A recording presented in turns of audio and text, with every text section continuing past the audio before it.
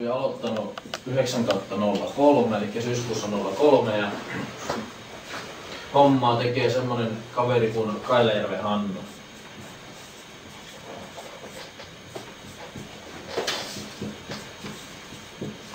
Ja Hannu on joskus aikanaan julkaissut omaa vihjelehteä ravipuolella, eli hevosihmisten keskuudessa aika hyvin tunnettu ihminen.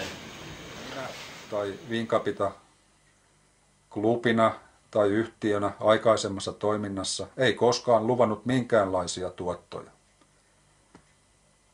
Haluan, että median edustajat toisivat todisteita tällaisista väitteistä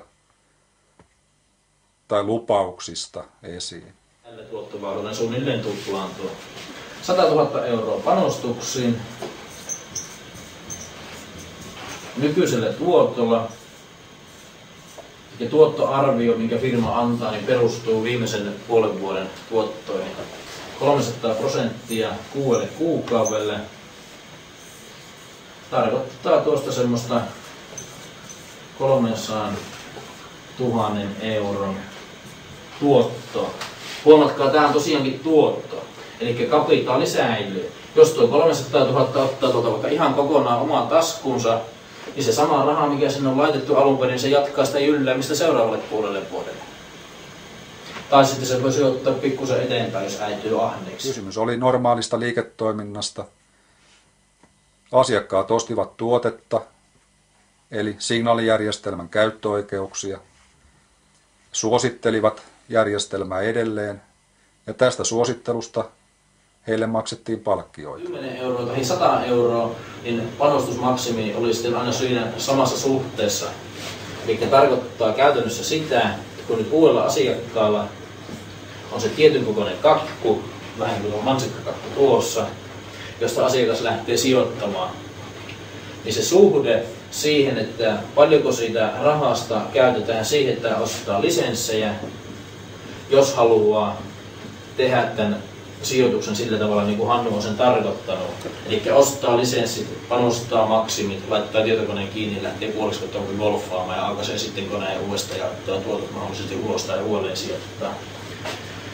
Uudelle asiakkaalle tämä suhde, minkä verran rahasta menee lisensseihin ja minkä verran sitä menee panostuksiin, niin se on aina vakio. Eli tarkoittaa käytännössä sitä, että nyt uuden asiakkaan kannalta panostusten suhteen sillä ei ole mitään merkitystä enää, mikä se lisenssihinta on. Ja koska uudelle asiakkaalle ei näiden panostusten suhteen ole sillä hinnalla merkitystä, tuo lisenssihinnalla, lisenssien lukumäärän suhteen sitä totta kai on merkitystä. Se vaikuttaa siihen, että montako lisenssiä saat. Ja se, että montako lisenssiä saat, niin se vaikuttaa sitten taas, että minkä verran saat osinkoja. Mutta panostusten suhteen, ja tämä on nyt tällä hetkellä vielä kuitenkin se kiinnostavampi osapuoli tässä, eli sitä kautta tulee ne suuremmat tuotot. Sille uudelle asiakkaalle ei ole mitään merkitystä juurikaan, että mikä se lisenssihinta on, ja toisin sanottuna se lisenssihinta voi olla ihan mikä tahansa. Olen syksyllä 2007 medialle toimittamassa tiedotteessa kertonut, että Wincapita ei käynyt jäsenten varoilla valuuttakauppaa. Olen myös ohjeistanut ja tiedottanut jäsenistöä siitä, että Wincapita ei käynyt jäsenten varoilla valuuttakauppaa. Ja Hannu kertoi sitten myöskin pikkusen firman tulevaisuudesta. Ja kertoi semmoista, että Hannu oli vuoden 04 alusta lähtenyt katsomaan mahdollisuutta uudelle tuotteelle. Ja se uusi tuote voisi olla sitten semmoinen kuin valuutan vaihto.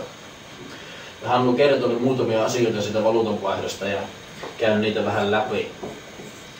Eli Hannulla oli tarkoitus tehdä sitä valuutanvaihtoa semmoisen sivuston kautta kuin forex.com. Sitten nämä niin sanotusti isot pojat on pitänyt Hannun kanssa erikseen palaveria ja kysyneet ihan suoraan, että jos he laittavat rahansa tähän, niin pystyykö luottamaan niin kuin 5 vuoden jaksolla, että tämä homma toimii. Ja Hannu oli sanonut, että sitä pystyy.